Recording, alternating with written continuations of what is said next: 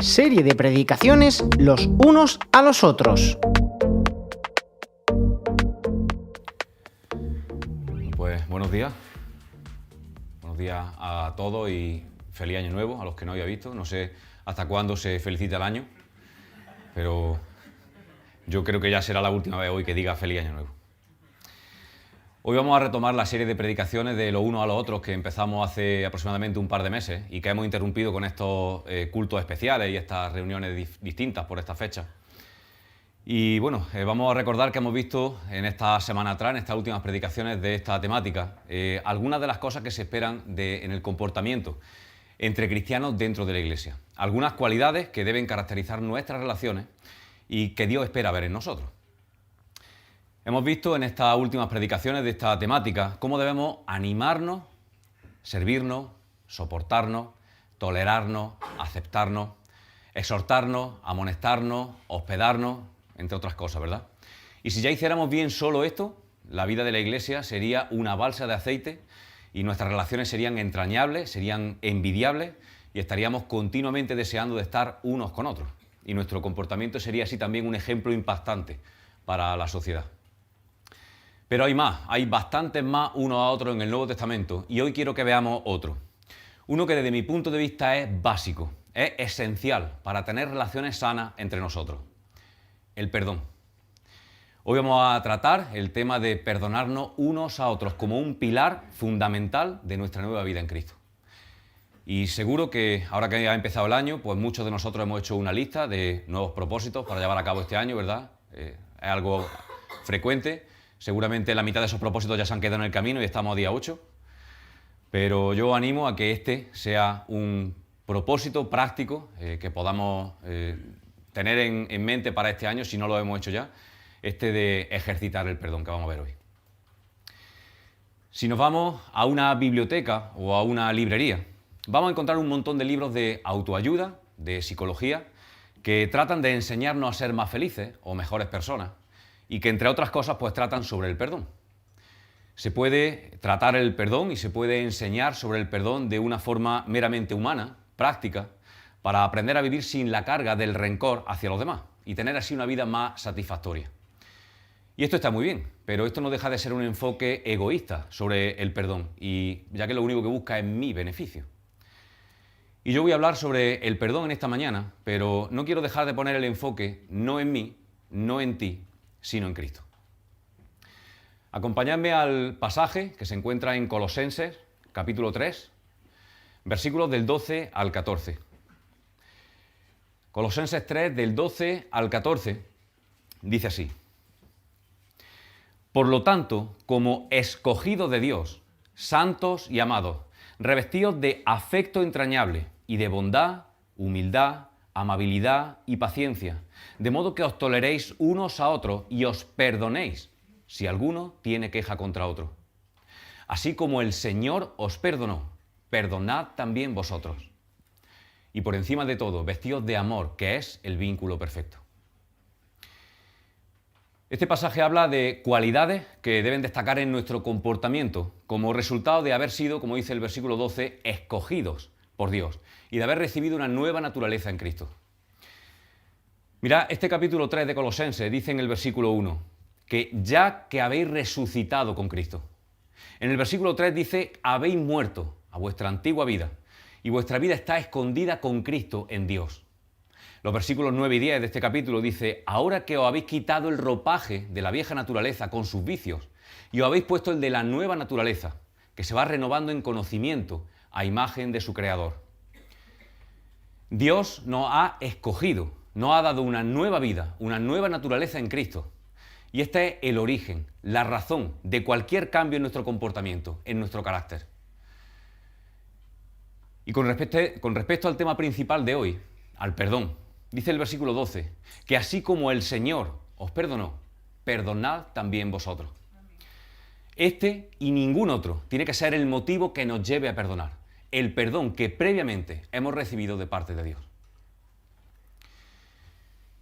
Y en este pasaje Pablo habla de ser bondadosos, amables, humildes, pacientes, tolerantes unos con otros, perdonándonos cuando sea necesario. Todas estas características tienen que darse si queremos perdonar. Perdonar a alguien implica necesariamente poner en práctica la bondad, la amabilidad, la humildad sobre todo, la paciencia, la tolerancia.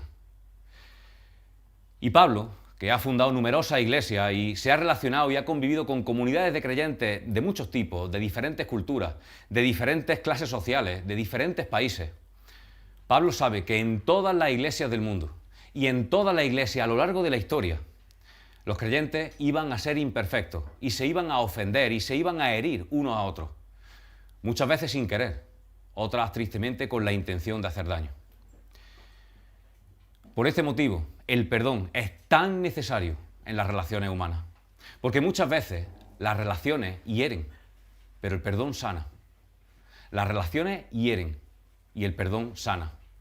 El perdón es la única forma de sanar las heridas que nos producimos unos a otros con nuestros pecados, con nuestras imperfecciones. Por eso creo que el perdón es un pilar fundamental, sin el cual es imposible que una iglesia se sostenga, crezca y se desarrolle de una forma que agrade a Dios y que le dé gloria a Él. ¿Alguien sabe decirme cuál es el hecho, el evento más relevante de la historia de la humanidad? Cristo en su conjunto, ¿no? Su nacimiento, que hemos recordado estos días, su vida, su muerte y su resurrección. Esta es la forma más sublime de perdón jamás en la historia. La forma más sublime de perdón en acción. El perdón de un Dios santo, perfecto, perdonando a una humanidad pecadora. Pues si nuestra vida de iglesia no refleja esto de una forma evidente, tangible, entonces no hemos entendido el Evangelio. Y esta iglesia aparentará lo que queramos que aparente, pero será inútil para Dios. ¿Y qué significa? ¿Qué implica perdonar? Como he dicho antes, el perdón que hemos recibido de Dios debe ser el motor, la motivación que nos lleve a nosotros a perdonar. Así que vamos a ver en qué consiste este perdón, qué implica, porque es imprescindible que lo entendamos. Dios es 100% santo, Dios es 100% perfecto y Él no puede tolerar el pecado. Él no puede pasar por alto el pecado. Dios no puede ignorar el pecado porque si hiciera eso sería totalmente injusto de su parte. En el principio de la creación Dios dijo, sea la luz, y fue la luz.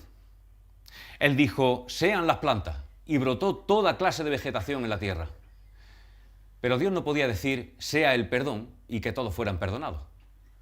Dios no podía hacer eso porque el perdón no funciona así. El perdón tiene un costo. Cuando tú decides perdonar a alguien, eso conlleva el pago de un costo que tú estás decidiendo asumir. El perdón siempre tiene un costo, siempre. Voy a poner un ejemplo muy terrenal, pero que nos puede ayudar a entender esto de manera más sencilla. Tú tienes un amigo o un familiar que tiene que hacer un viaje y no tiene coche y necesita un coche para hacerlo, y tú decides prestarle el tuyo. Pues bien, por desgracia, durante el trayecto, ese amigo, ese familiar tiene un accidente, se sale de la carretera, el coche da varias vueltas de campana y queda para tirarlo, para el desguace. Por suerte a él no le ha pasado nada, pero el coche está para tirarlo. Pues bien, tú le dices, no importa, no te preocupes, lo importante es que tú estés bien, que le den por saco el coche. Pues en ese caso, o tú pagas el dinero que vale reparar el coche en el taller, o tú lo llevas al desguace para tirarlo y asumes la pérdida. En cualquier caso, tú estás decidiendo pagar el precio que debería pagar tu amigo por haber estrellado tu coche. Si tú decides perdonarle, tú estás pagando el precio de tu coche en lugar de hacer que él lo pague. ¿Se entiende, verdad? Pues así funciona el perdón en todos los casos. Si alguien te maltrata, te hiere, te ofende, te insulta, y tú decides no pagarle con la misma moneda, tú decides no tomar venganza contra esa persona, tú estás pagando el precio de esa ofensa. Y eso duele.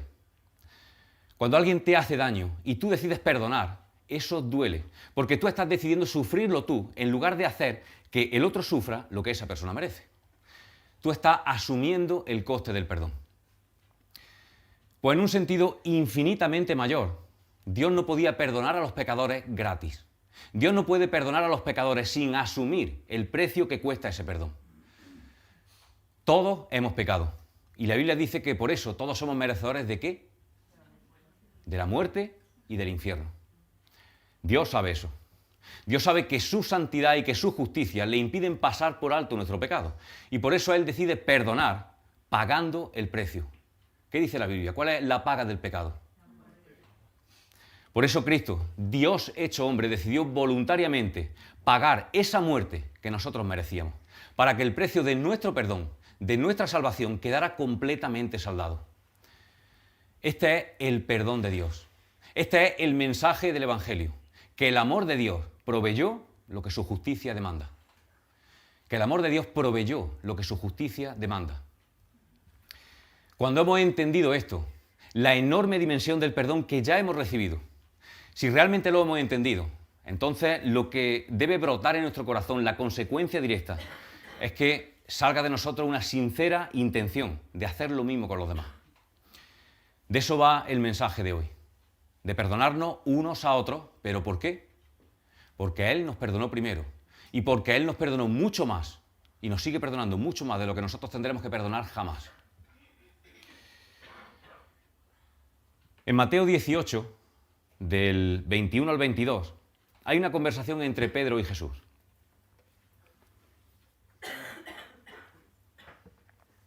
Pedro se acercó a Jesús y le preguntó: Señor, ¿cuántas veces tengo que perdonar a mi hermano que peca contra mí? ¿Hasta 7 veces? No te digo hasta 7 veces, le contestó Jesús, sino hasta 70 veces 7. Esto lo hemos escuchado muchas veces, ¿verdad?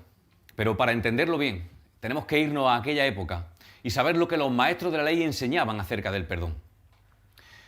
Ellos enseñaban que una persona generosa podía llegar a perdonar a alguien por la misma ofensa hasta 3 veces. Si una persona te ofendía, era tu deber perdonarla. Si esa persona te volvía a ofender, tú la perdonabas, era tu deber.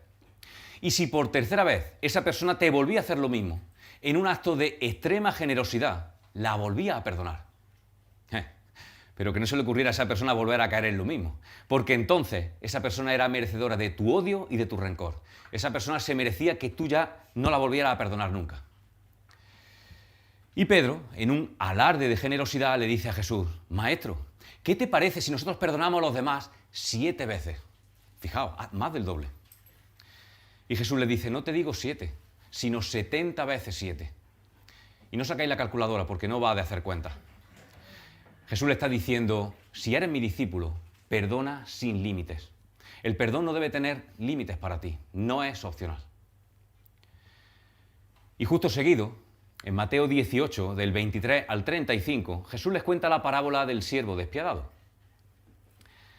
Jesús les dijo: el reino de los cielos se parece a un rey que quiso ajustar cuentas con sus siervos. Al comenzar a hacerlo, se le presentó uno que le debía miles y miles de monedas de oro, lo que hoy serían millones de euros. Como éste no tenía con qué pagar, el Señor mandó que lo vendieran a él, a su esposa y a su hijo, y todo lo que tenía para así saldar la deuda. El siervo se postró delante de él. «Ten paciencia conmigo», le rogó, «y te lo pagaré todo». Era imposible. El Señor se compadeció de su siervo y le perdonó la deuda y lo dejó en libertad. Al salir aquel siervo se encontró con uno de sus compañeros que le debía 100 monedas de plata, lo que hoy serían 3, 4 o 5.000 euros. Lo agarró por el cuello y comenzó a estrangularlo. «Págame lo que me debes», le exigió. Su compañero se postró delante de él. «Ten paciencia conmigo», le rogó, «y te lo pagaré». Pero él se negó. Más bien fue y lo hizo meter en la cárcel hasta que pagara la deuda. Cuando los demás siervos vieron lo ocurrido, se entristecieron mucho y fueron a contarle a su señor todo lo que había sucedido. Entonces el Señor mandó llamar al siervo y le dijo: «Siervo malvado, te perdoné toda aquella deuda porque me suplicaste. ¿No debías tú también haberte compadecido de tu compañero, lo mismo que yo me compadecí de ti?» Y enojado, su señor lo entregó a los carceleros para que lo torturaran hasta que pagara todo lo que debía. Y esta parábola termina con uno de los versículos más aterradores de toda la Biblia. El versículo 35, Jesús dijo: «Así también mi Padre Celestial os tratará, a menos que vosotros perdonéis también de corazón cada uno a su hermano». Así también mi Padre Celestial os tratará, a menos que cada uno perdone de corazón a su hermano. ¿Nos damos cuenta realmente de la importancia del perdón? ¿De las implicaciones de no perdonar? Evidentemente el perdón es algo que debemos practicar en nuestra vida, tanto con las personas de afuera como con los hermanos aquí en la iglesia, pero estamos tratando el tema de lo uno a lo otro y quiero centrarme en la vida de iglesia, en el perdón entre nosotros. No sé si tienes en mente alguna o varias personas que alguna vez te hayan ofendido, te hayan herido, le hayan hecho daño a algún ser querido. No sé si alguna vez te han hecho tanto daño en la iglesia que aún no has sido capaz de perdonarlo, que aún te duele. Debes perdonar. Y tú me puedes decir que no puedes, que te cuesta mucho o que esa persona no lo merece. Mira, perdonar duele. Perdonar cuesta. Pero no perdonar te va a costar mucho más, porque no perdonar te va a poner en conflicto directamente con Dios. Mira lo que dijo Jesús en Marcos 11, versículo 25. Jesús dijo, y cuando estéis orando, si tenéis algo contra alguien, perdonadlo, para que también vuestro Padre que está en el cielo os perdone a vosotros vuestros pecados. Y también en Mateo 6:15, Jesús dijo, si no perdonas a los demás sus ofensas, tampoco Dios te perdonará a ti tu ofensa. No hace falta saber griego, ni hebreo, ni tener un doctorado en teología para interpretar bien esto, ¿verdad? Simplemente Dios, por medio de Jesús, está diciendo, si no perdonas, no te perdono. Entonces, ¿hay algo que puede impedir que la gracia y las bendiciones de Dios lleguen a una persona? Sí, la falta de perdón. No perdonar va a hacer de ti una persona amargada, una persona triste. Te va a hacer sentir como en una cárcel, como si estuvieras preso. Y esto es real. Cuando uno no perdona, es preso del rencor. Nos perdemos tantas cosas por la falta de perdón. La Biblia dice que cuando no perdonamos, Dios no escucha nuestras oraciones. Que cuando no perdonamos, Dios no acepta nuestras ofrendas. Incluso la falta de perdón afecta a la salud. Y no hace falta ser cristiano ni religioso para darse cuenta de esto. Muchos médicos están de acuerdo en que hay cánceres, hay úlceras, hay problemas en la piel que están directamente relacionados con el rencor, con el odio, con los deseos de venganza. Y es que cuando alguien te ofende, rompe algo dentro de ti, queda en deuda contigo. Y si no lo perdonas, es como si estuvieras poniendo una demanda de compensación contra esa persona, como si dentro de ti la estuvieras llevando a juicio una y otra vez, continuamente, esperando que esa persona te compense, te pague el daño causado. Pero es que la mayoría de veces eso no va a pasar, y te va a pasar la vida esperando, y esto te desgasta y te consume. Y si dejas que este sentimiento crezca, va a ocupar tu mente cada vez más y va a crear raíces de amargura que van a profundizar más y más en tu corazón hasta atraparlo y estrangularlo, de manera que esto te va a ir destruyendo poco a poco. Es curioso porque, básicamente, a quien daña la falta de perdón es a uno mismo, al ofendido, no al ofensor. Mira, guardar rencor es como beber un vaso de veneno yo y esperar que el otro se muera. Es estúpido, es absurdo. Cuando no perdonas, cuando le guardas rencor a alguien, es como si tú te bebieras un vaso de veneno y esperaras que esa persona se muriera. No tiene sentido. La falta de perdón solamente te va a dañar a ti.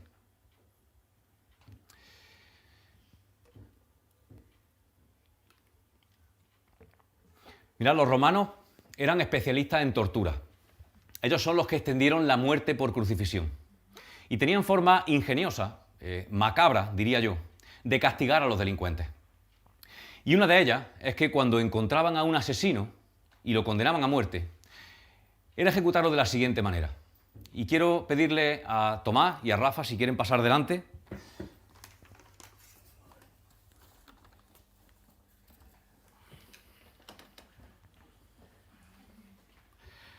Los romanos cogían el cuerpo de la víctima, del asesinado, Tomás está muerto, y cogían el cuerpo del asesino, de Rafa, en este caso, ¿vale? Lo juntaban.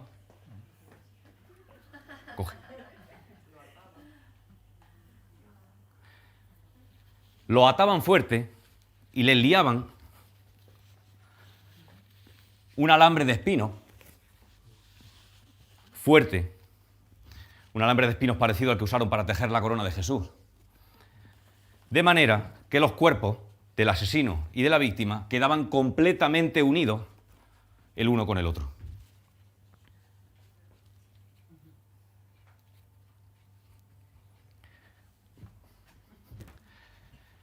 De esta manera, los tiraban a una fosa y allí se quedaban durante días. El cuerpo del asesinado, de la víctima, se iba pudriendo, se iba descomponiendo. Y esa podredumbre, esa descomposición, penetraba a través de la herida en el cuerpo vivo del asesino, provocándole una muerte agónica, envenenándolo. Es macabro, ¿verdad? Bueno, pues en el plano espiritual, en el plano emocional, cuando no perdonamos, cuando guardamos rencor a alguien, estamos uniéndonos a esa persona, encadenándonos a esa persona con un alambre de espinos, de manera que nos vamos envenenando. Y eso va llenándonos de amargura y de tristeza. Y quien es rencoroso no solamente hace eso con una persona. No os preocupéis, no vaya a estar así todo el rato. Quien es rencoroso va haciendo eso con una persona y otra y otra y otra a lo largo de su vida, de manera que termina encadenado a tanta gente que su carga se vuelve insoportable.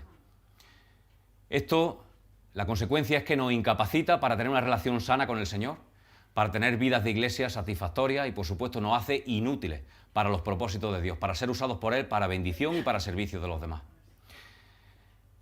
Pero Jesús vino para, como dice Juan 8:36, para hacernos libres. ¿Libres de qué? Libres de la esclavitud del pecado. Y eso incluye también nuestras ataduras de rencor. Jesús vino para hacernos libres, para capacitarnos, para perdonar. Cuando perdonamos, estamos rompiendo esa atadura de rencor. Estamos liberando a la persona que nos ofendió, que nos hizo daño, de manera que la dejamos libre, pero eres tú quien se está liberando. Eres tú quien queda libre. Podéis sentaros. Gracias. Por eso os animo a hacer una lista, a invertir algo de tiempo en hacer una lista. Y no tiene por qué ser una lista de personas que desean tu muerte, ni personas que odias con todas tus fuerzas. Puede ser simplemente hermanos que alguna vez te hicieron daño y eso se quedó ahí. Alguien que dijo una mentira sobre ti, alguien que reveló un secreto traicionando tu confianza, alguien que se atribuyó un mérito que quizá merecías tú, alguien que en alguna ocasión te humilló dejándote en ridículo. Si te pones a pensar tranquilamente, quizá vengan personas a tu mente que te deben algo y quizá te salga una lista más larga de lo que tú esperabas. El ejercicio consiste en una a una perdonarla. No es necesario que lo hagas cara a cara, aunque estaría bien si fuera posible. Es suficiente con que lo hagas en tu intimidad, que delante del Señor diga, fulano, fulana, te perdono, quedas libre, no quiero que esta ofensa haga más daño en mi corazón. Se trata de orar y decir, Señor, perdona a esta persona, no le tenga en cuenta esto o aquello. Mucho cuidado, no se trata de perdonar a esa persona, pero pedirle venganza al Señor. No se trata de decir, Señor, la perdono, pero por favor ocúpate de que sufra lo que merece. No, todo lo contrario, se trata de hacer como hizo Jesús. Interceder por esa persona ante Dios, pidiéndole que no le tome en cuenta esa ofensa contra ti, que la borre de su registro y que en lugar de descargar sobre esa persona el castigo que merece, lo que haga sea traer bendición sobre su vida. ¿Sabes cómo realmente saber si has perdonado de corazón a alguien? Cuando eres capaz de orar por esa persona, de dejar a un lado tu dolor y de pedirle a Dios que la bendiga, que traiga bendición sobre su vida en lugar del castigo que merece. Entonces sabes que de corazón has perdonado a esa persona. Esto es difícil, ¿verdad? ¿Sabéis por qué? Porque no hay acto más antinatural para el ser humano, algo que atente más contra nuestros instintos más primarios, más básicos, que extender perdón. Cuando uno es herido, ofendido, humillado, lo que nace en su corazón, en ese corazón orgulloso, afectado por el pecado que todos tenemos, lo que nace del corazón es rabia, ira, deseos de justicia, o más bien de venganza. Por eso perdonar es antinatural, porque implica sujetar ese yo con sus deseos y pasiones, como decía Pablo, y dejar que nuestra nueva naturaleza, gobernada por el Espíritu Santo, actúe como Dios espera de nosotros, como Dios hizo primero con nosotros. Cuando estamos perdonando, estamos reflejando la naturaleza misma de Dios. Yo estoy convencido de que una de las cosas que mejor refleja el corazón de Dios en este mundo es el perdón. Esa es una de las cosas que mejor refleja el corazón de Dios en este mundo, porque cuando perdonas, te estás identificando con Jesús en el momento más decisivo de su vida terrenal, en la cruz. ¿Quieres parecerte a Jesús? ¿Queremos parecernos a Jesús? Pocas veces serás tan parecido a Jesús como en el momento en el que perdonas a quien te ha hecho daño. Podrías dejarte una barba larga, podrías vestir una túnica hasta los pies, calzarte sandalias, Podría aprenderte de memoria todos los discursos de Jesús. Podría incluso andar sobre el agua y darle de comer a 5.000 personas. Y nunca, nunca reflejaría el corazón de Jesús de forma más evidente en este mundo que como cuando estás perdonando. ¿Alguna vez le has pedido al Señor sentirte más cerca de Él? ¿Parecerte más a Jesús? Lo hemos cantado hace un rato. Pues Dios puede contestar esa oración regalándote personas que te ofendan, que te hieran. Tú le dices, Señor, transfórmame, hazme más parecido a Jesús. Y Dios va y te regala enemigos.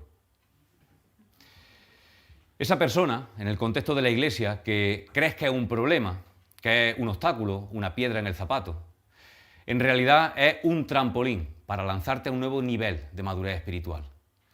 Así que podríamos decir que quien tiene un enemigo, tiene un tesoro.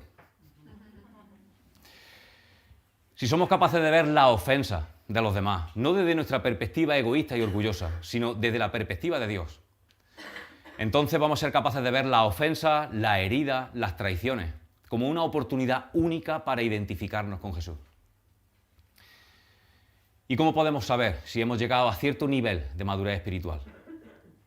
Cuando hacemos lo que Jesús dijo en el Sermón del Monte, en Mateo 5, a partir del versículo 43. Jesús dijo, habéis oído que la ley dice, ama a tu prójimo y odia a tu enemigo. Pero yo digo, ama a tus enemigos, ora por los que te persiguen. De esa manera estarás actuando como un verdadero hijo de tu Padre que está en el cielo. Si eres amable solo con tus amigos, ¿en qué te diferencias de cualquier otro? Hasta los no creyentes hacen eso. Pero tú debes ser perfecto, como tu Padre en el cielo es perfecto.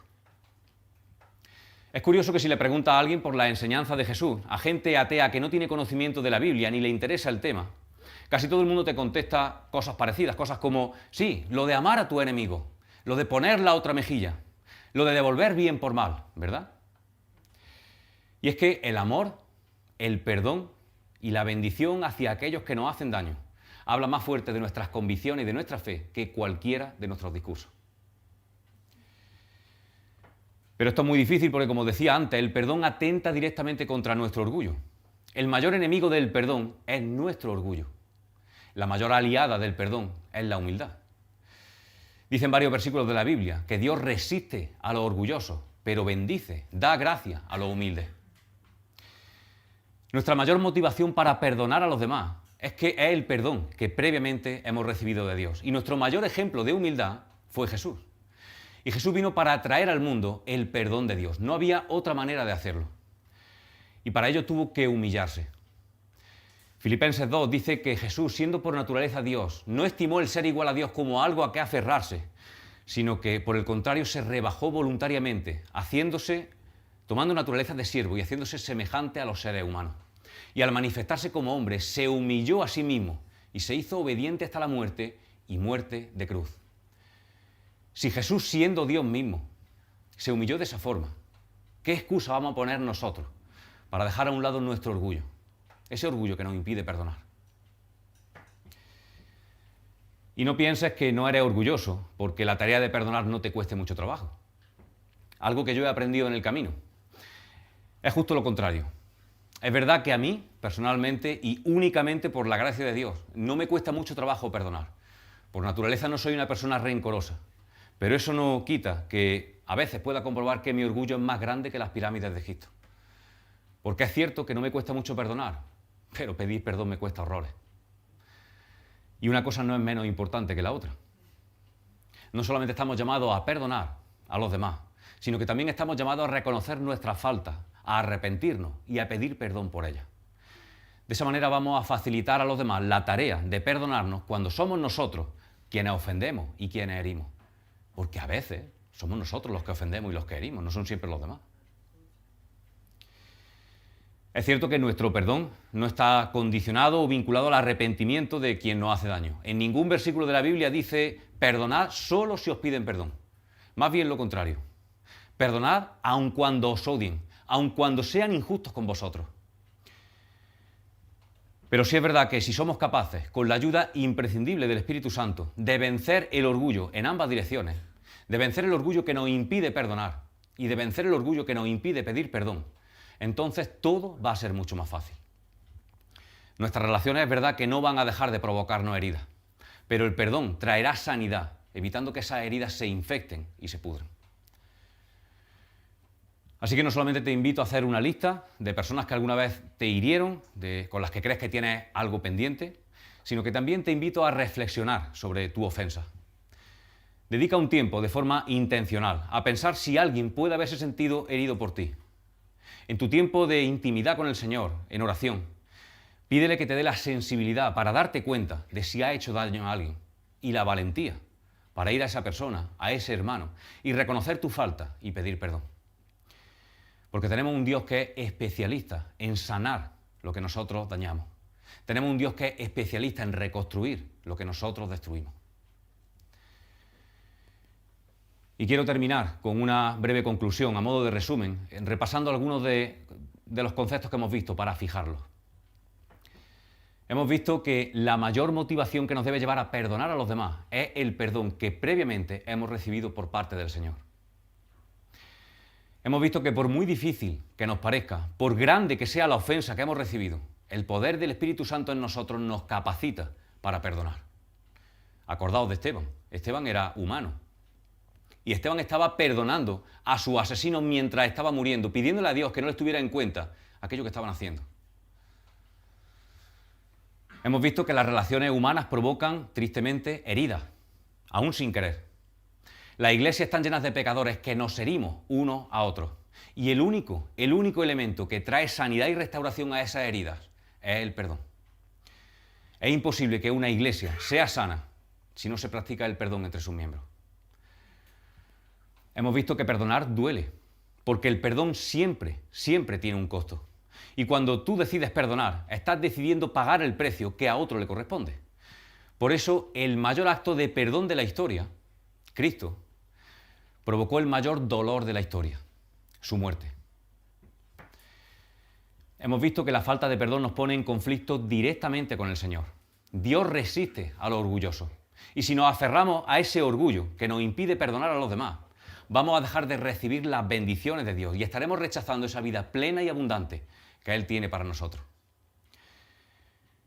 Y hemos visto que una forma práctica de saber si hemos perdonado de corazón a una persona, a un hermano, es si somos capaces de dejar a un lado nuestro dolor y orar por esa persona pidiendo bendición para su vida, en lugar de castigo por esa ofensa, por eso que nos ha hecho.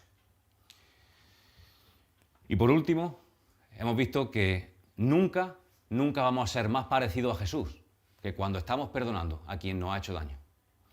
Perdonar duele, pero no perdonar duele mucho más y por más tiempo y nos acaba destruyendo. Que el Señor nos ayude en esta tarea. Señor, gracias por tu palabra, gracias por tu ejemplo en este mundo.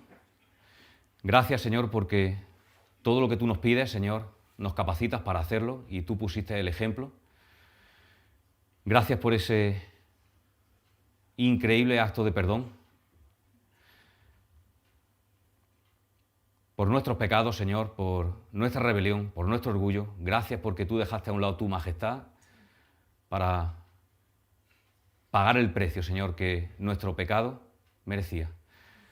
Gracias porque tú pusiste la muestra y porque tú nos capacitas, Señor, para perdonarnos esas pequeñas cosas, Señor, comparado con lo que tú has perdonado ya.